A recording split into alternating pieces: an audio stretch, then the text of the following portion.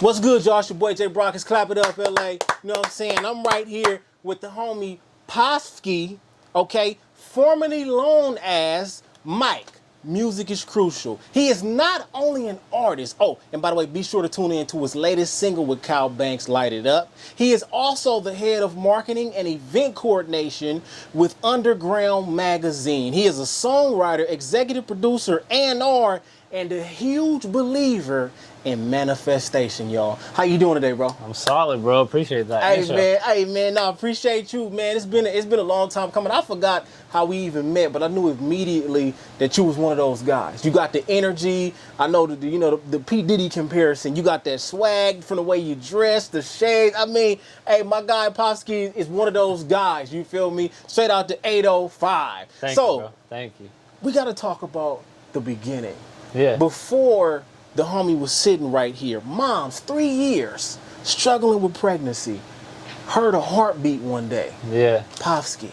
He was here. Damn, that's wild. He really knows. Wait a minute. That's crazy. You are the chosen one. Yeah, on me. You the chosen one. Yeah. Tarzan that's a crazy Hospital. Story. That's a crazy story. Man, speak on speak on the information that moms was able to give you, like, cause as a kid we all want to know, like, what happened, mom? So speak on how that made you feel, even growing up, knowing that was the situation. I don't remember like when she specifically had told me that, so I couldn't reflect back to a specific time. Yeah. But man, I mean, that's just a crazy thing to think about. Basically, the story is that she was pregnant with, another child, and that child was lost, and so for me to be the one to come out, I mean, it's just crazy, and she is the one who taught me about manifestation and just like all that kind of stuff, and everything really happens for a reason, right? So I'm sure that the way that went probably taught her a lot of that, right, too. Big facts.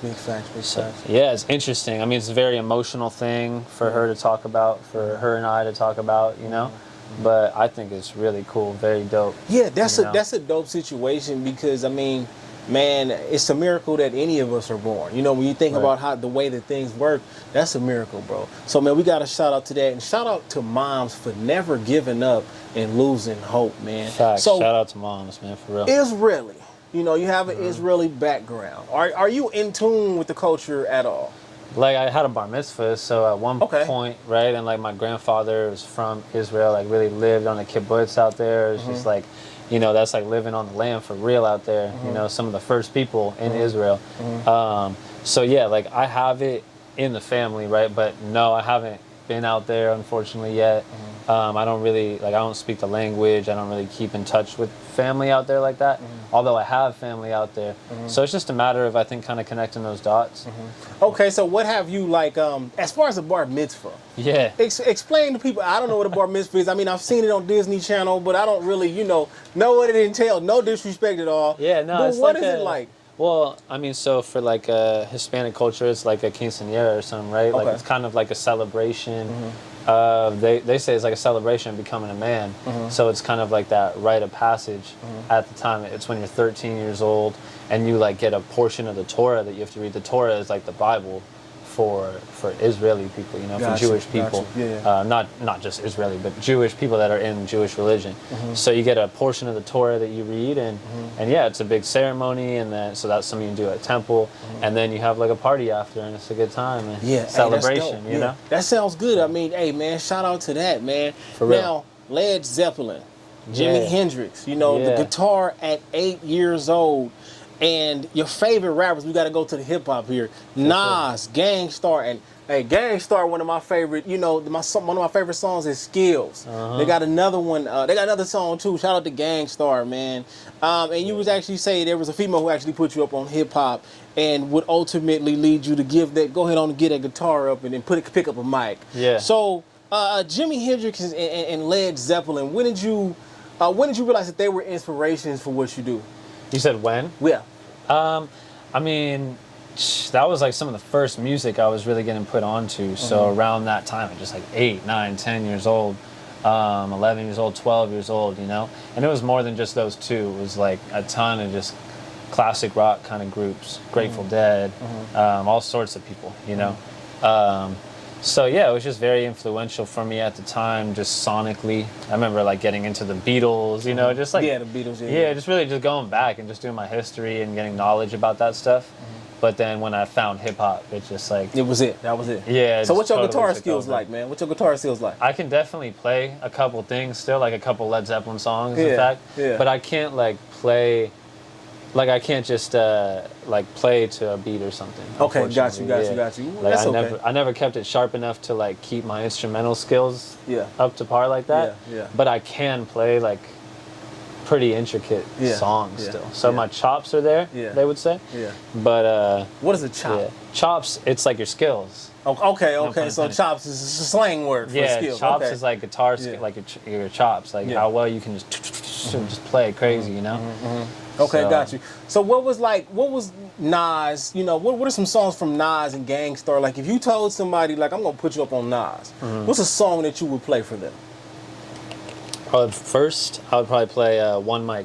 You know what I'm talking about? One Mic, yeah, for sure. Classic. Yeah. I mean, like, that's just such a good Nas representation. Yeah.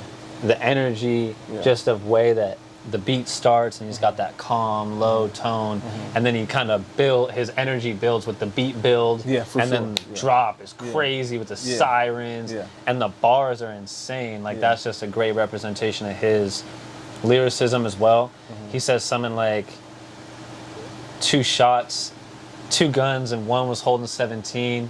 27 hit your crew, 6 went into you. So like he breaks down. He know it. Yeah. Fucking crazy. I know that shit. I love Nas. Yeah.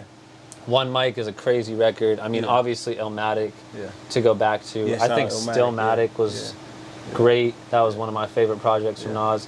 All the new shit he been doing with Hit Boy, fucking crazy. Yeah, man, shout out to Hit Boy. Dope. Shout out to Hit Boy. Yeah, shout out to Hit Boy. I mean, see, I've been having trouble keeping up with Nas. Sometimes I can listen to something and I don't know, I just fall off of it, bro. It's crazy. But no, shout out to Nas. Now, Gang Starr, man. What about Gang Starr? But like I said, Skills was one of my favorite songs from. What about for you?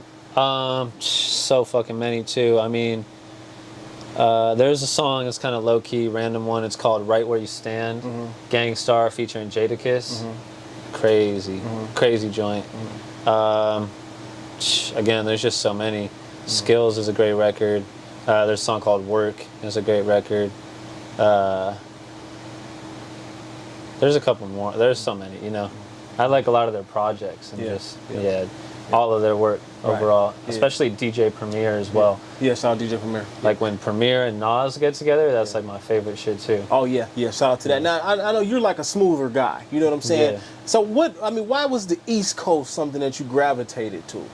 I don't know. I just think I started hearing those artists first, and then it just kind of bit me, and then I just went down that rabbit hole. Yeah. You know? I feel that. Yeah, because West Coast music kind of Rough Rider, turned up. The East Coast music was a lot more chill, man. So shout out to that, man. Now, 2013, you were recording your own mixtapes, making CDs, passing them out. El Camino Real High School, right? Yeah. Okay, now there was and Newbury Park High School. And Newbury Park High School. Yeah. Now there was this battle rap in high school.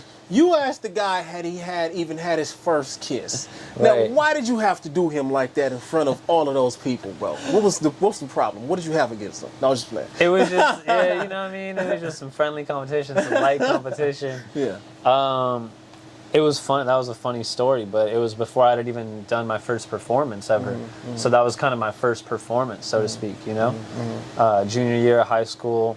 So I started high school at Newbury Park and then went on a boarding school, like you mentioned, just like all sorts of different shit. And then went to El Camino and then came back to Newbury after I got in some trouble.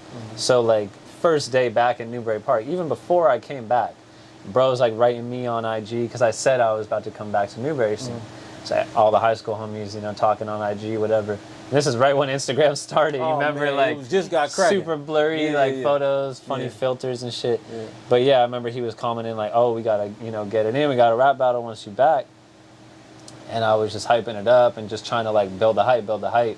And so I didn't want to do it first day. I was like, let's do it the next day. Like, tell everybody to be here at lunch tomorrow. Yeah. So we did that, and there was a grip of people there, especially like for it that was time. At least 50 people. I mean, it was all 50 surrounded. plus. Yeah, and it was like I was young. It was the first time I ever was rapping in front of more than just my friends, you know? Yeah. And yeah, I mean, so the video that you see on my Instagram, like, that was just that clip. Yeah. I think we went back and forth like 3-4 times. Okay, so he was pretty good, he did a verse. He was not good. No, he was definitely trash. He was goofy, bro. Oh, man, no. Goofy kid. Yeah. Shout out to bro, but goofy kid. And but we went back and forth, and I wasn't like that great at the time. I was just doing my thing, you know, just starting. So it's not like anything that exciting happened in those first couple rounds. But then when I dropped that line on him, it just, everyone, you know, had that reaction. It was just a vibe, and we caught it on camera. Shout out to Catherine Quintana, Angel Quintana. They caught that moment. Still homies to this day. And yeah, man. It lives on forever. You know, having the cameras in our hands nowadays, man, and being able to capture these moments mean everything. Now, I saw in the caption you spoke about confidence in that caption. It kind of helped boost the confidence.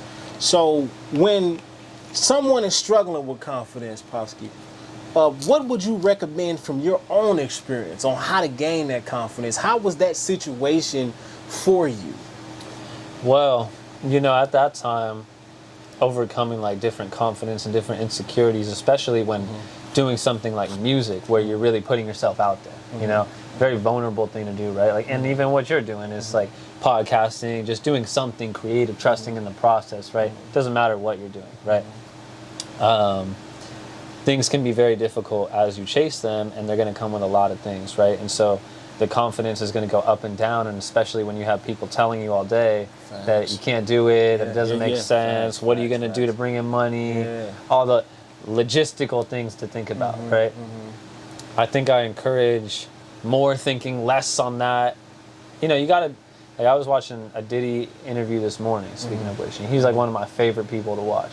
He said something like, your dreams, you have to think about your dreams, but you have to focus on the reality of how to chase your dreams, right? Facts, So, and I'm kind of getting off topic in terms of the confidence fine, bro. thing. Do your thing, do your thing. Explain it how you need to. Yeah, and so I think it's a lot of different processes, depends what you got going on in your life, right? But, man, I think that little things for me, for example, like going to the gym, like we talked about, like just, I love to be there every day. Maybe because I'm trying to look better and bigger and whatever, or because I just feel really good after I work out. And my ideas are flowing, and I think more clearly, and I'm more motivated, you know what I'm saying? I think that it comes from that. I think confidence comes from having fear, trying things, failing, and then trying things and being successful. And then as you continue to do that, you start to gain more confidence in yourself, because you're like, oh, okay, I don't need to put my hope and trust in this person to see if they're going to do it. No, I put my hope and trust into me, and then I saw how it panned out. And I saw how it panned out all those times that went bad, and I saw all those couple times that went good. Because there's always going to be a uneven ratio of good to bad things, right? And as more of the bad comes in, good will come in, and vice versa. It's all there. So I think it's just about going through those trials and tribulations, growing yourself, you know, and learning yourself, being as comfortable in your skin as possible, doing what you love, what you believe, you know, you gotta be passionate about it. Don't just see someone like me doing music, or whoever doing music, Future, somebody, and be like, I want to be a rapper, and do it because you want to get the fame and all the wrong reasons, right? If you want to be a rapper and make music or whatever you want to do it because you're passionate about it, you know? And then as you start to grow into that, it's going to make you more confident and be a beast, you know? That's a fact, that's a fact. I totally agree with that, because for a long time before I jumped into this, I had battled my insecurities, battled with not having confidence. And it's still a battle. It's not like it's over, like one day you just wake up and it's over. It's still something that you have to wake up and decide to be.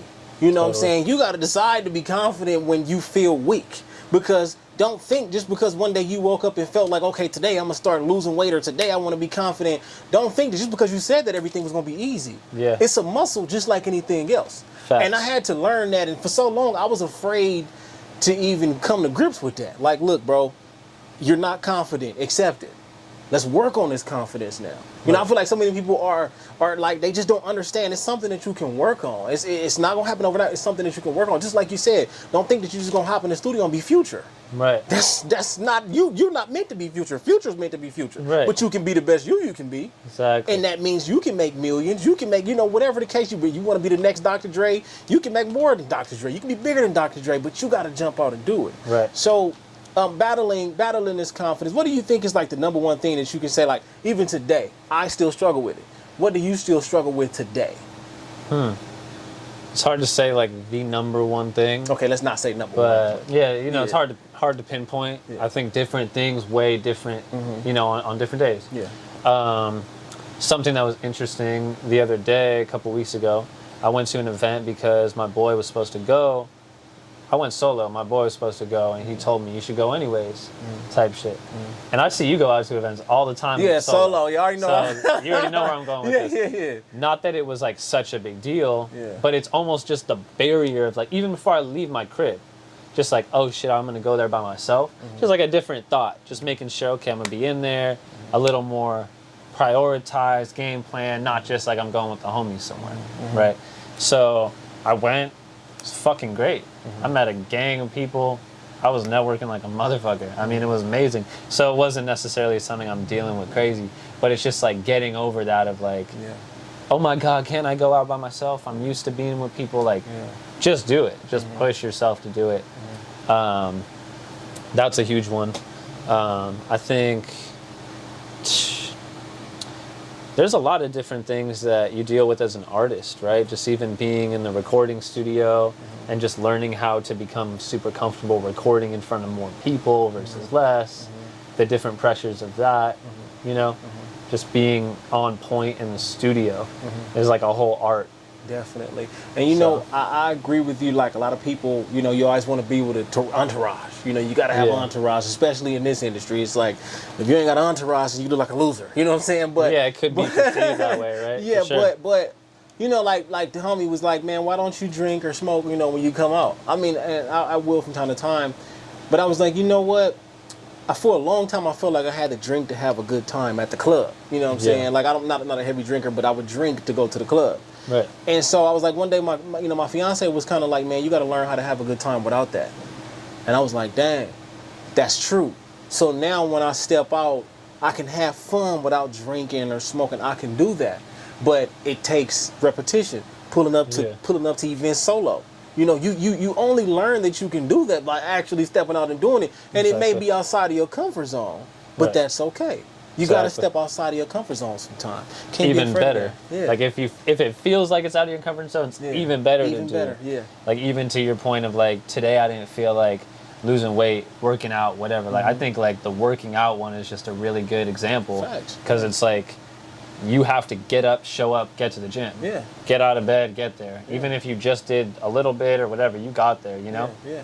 So it's doing it on the days that you don't want to. Facts. Is what is the biggest. That's the biggest, bro. That's when it's the most important. Yes. I don't feel like doing this today. Let me just lay down and go to sleep. And then you know, when you really come to actuality, you're like, dang, I lost today. Right. And that's the worst feeling. Yeah, facts, bro. Losing time, losing an opportunity you could have taken. Yeah. That's like that same weekend when I went to the event solo, there was like events going on like crazy. And I went to one, and then I was about to go to the other one after, and I pulled up, I was like on the street right there, and it looked so popping. I was like, fuck it, I'm not even gonna go in. Like I don't feel like waiting. Like you know, I just got like too cocky for a second. And then I saw my boy was up in there with mad people. I would have been right there. He told me there was no wait. Like so sometimes just thinking like, oh, I don't need to do that. Like always come back to being humble. Like really take anything that's coming your way, like any opportunities you can. You shouldn't be passing up, right? Yeah, facts. In a healthy way, but facts. It's a hustle. You know, I know. You know, when you see Underground Magazine, you see how everything is going. You see you coming out with the music. You know what I'm saying, with Kyle Banks and everything. It's like, bro, hustle for that. You know, this ain't just. You know what I'm saying? Like this ain't no just walking apart. It's a hustle. It's strain. It's stress. It's conversation. It's losing here, winning here, but it's not giving up. You know what I'm saying? That's what you see, bro. When I seen you on stage, you know what I'm saying, at the last event that y'all did, I'm like, bro, just ain't gave up. You feel me, bro? Just keep going. The whole situation with undergrad, y'all keep going. You know, rather the numbers look how y'all want to look or not, it's only going to get bigger and better. And that's what you got to understand, man. You got to be able to survive the lows to make it to the highs. Never forget that. So, the rap name Mike, music is crucial, right? MIC, too. MIC, okay, so I shouldn't say Mike. Either way, it was kind of like all of them. Because it was like, my name is Michael, right? So, Mike was cool, short for that. But then also MIC, music is crucial. Yeah, all that shit. So what made you come up with the music is crucial from that? From that, I don't know what made me come up with it. I think I was just probably trying to come up with something that fit it, and I was like, that's dope. You know, music has always just been such a part of my life since, like we said, 8 years old. I'm playing guitar, you know, learning how to make songs. I was like doing little bullshit performances when I was like in guitar school and like for like the families, you know what I mean? All come together and kids would perform like. It's always been a part of my life. So I feel like for me, if music just was non-existent, I don't even know what the fuck. A lot of people would be lost. You know what I'm saying? Music, to me, like I'm a Pisces, so they say like Pisces and music like go hand in hand. Like, you know, music can either make you feel better or it can make you feel worse. You know what I'm saying? So, what is your when you get in the booth and you making music, bro? Well, obviously you want to make people feel good, but what is the goal here? What do you want people to understand about your music? That's a good question. And going back to something, I don't know if you asked this directly, but it's something I kind of wanted to say is like, go ahead. I think I'm learning more in my music, or at least wanting to start to show myself more as I go, because now I'm gaining this fan base, right? And so it's like, bro, famous if you didn't know. I appreciate you. We got a long way to go, you know what I mean? Fact. But you know, I don't think I always like am super personal in my music. I think it's more of good time, good vibes. I don't always go to the studio with the intention of like expressing personal stuff. So I think as I go, I want to continue to do that so people can get more in tune with me, because I am business minded. I am in the culture. I know what's going on. There's a lot of different things that I can speak on and say, you know. I think it's a matter of me kind of getting back into my writing game, because I don't really write. I just punch in and just work hand in hand with my boy GM Beats.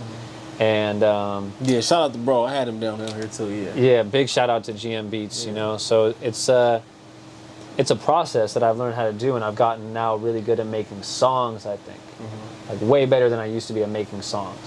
So now I think I need to kind of get back into that writing a little more. Maybe even just on some joints. I don't have to do it all the time, but if I have a real killer 3-minute song of just spitting bars talking about life on a project at some point, I don't think anyone's gonna be mad at that if they're a fan of mine, right? So I think, you know, I think for my music is good time, it's good vibes. That's right. You know? The vulnerability is key. You know, when you are being transparent, you know, I feel like that's like super underrated. Transparency. But you know, let's overlooked. You know what I'm saying? Yeah, like let Pofsky wasn't feeling good today. You know, Pofsky was feeling down today. You know, I was feeling down too. Oh man, I love that about Pofsky. You know, he was able to talk. We relate there. You know, I feel like a lot of people, not that this is what you're doing, but like, you know, so many people who want to appear perfect. I'm never bothered. Don't nothing get under my skin. I don't care about you. I don't need you. Everything's gonna be okay. But it's like, bro, we human. It's human to feel some type of way sometimes. You know what I'm saying? And I feel like that makes life easier. And you can accept that. You feel me? So yeah, you're not wrong. Yeah, no, facts. That's a big fact. That's a big fact. So when you do put that into your music, bro, it's only gonna make it so much better. Exactly. You feel what I'm saying? That's what I think. And I think I needed to take the time to do my process the way I have, to learn how to use my voice, learn how to use the auto-tune better, just the whole shit. Become a better artist, you know?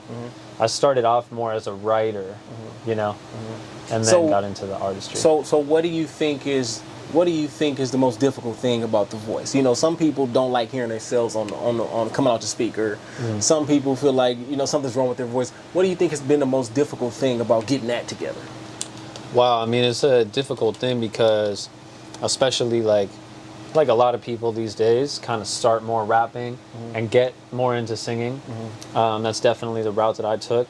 And so finding your voice, learning how to use auto-tune, like I just mentioned, like anybody, they think you could just use auto-tune and make a fire song and it's just so easy because it's auto-tune. Like, no, you still have to be fire to use it the right way. Yeah, you know what I'm saying? Like, you can't just do some bullshit. Like, you gotta have, like, you can still have a dope voice and be using auto-tune. Like, you know, I think people get that misunderstood sometimes. Because they're not in the industry, so they don't get it. But yeah, just learning how to use the tune, how to adapt to different kinds of beats. You know, there's more melodic beats, there's more rap beats, there's all sorts of different things. So knowing how to approach records, knowing when to rap on something, when to sing, and playing with your tones. Something that I'm working on a lot is like just ad-libs and harmonies and doubles and all the kind of extra sauce that you want to put in there. That's kind of like can be trickier, you know? People who are crazy singers are just doing crazy runs. Like, I'm not a singer. I don't come from that, you know?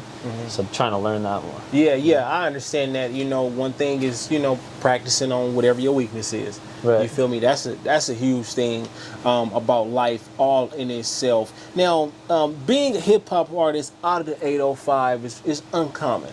Okay, so what are, you know, you talked about, you know, dealing with the feedback from people. So what is some of the stuff you know, have, what are you up against coming out of the 805 being a hip-hop artist?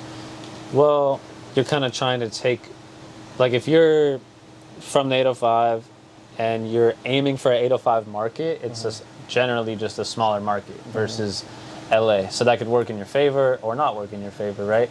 Depending on what kind of music you're making, depending on what kind of fan base you're looking for, all that kind of stuff. For me, the biggest challenge, I think, was breaking through into LA because I was always more concerned with LA market.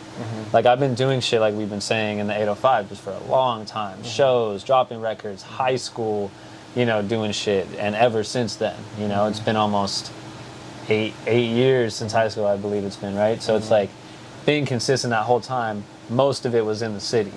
So we're talking like Agora Hills to Ventura, Oxnard, Ventura, right?